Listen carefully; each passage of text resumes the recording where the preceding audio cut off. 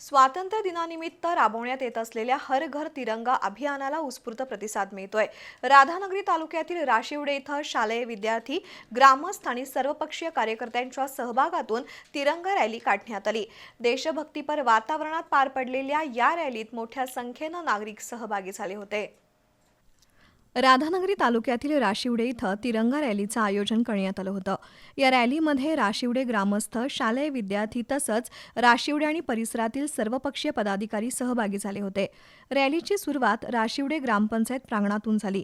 हातात राष्ट्रध्वज घेऊन भारत माता की जय, वंदे मातरम आणि विविध देशभक्तीपर घोषणांनी परिसर दुमदुमून गेला।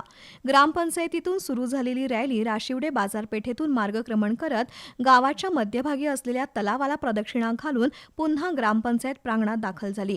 रॅलीच्या समारोपावेळी सर्व उपस्थितांनी एकत्रितपणे राष्ट्रगीत गायन करून देशभक्तीची भावना व्यक्त केली। यावेळी उपस्थितांना संबोधित करत भाजपचे जिल्हाध्यक्ष नाथाजी पाटील यांनी हर घर तिरंगा अभियानाचा उद्देश स्पष्ट केला।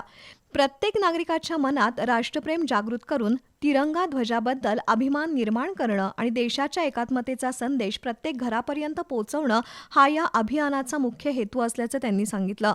यावेळी रवीश पाटील, जालंधर पाटील, संभाजी अरडे, विजय महाडिक, हरीश मगदूम, प्रकाश पवार, अजिंक्य पाटील, आनंदा शिंदे यांच्यासह विविध पक्षांचे पदाधिकारी, कार्यकर्ते, शिक्षक, शालेय विद्यार्थी आणि ग्रामस्थ उपस्थित होते।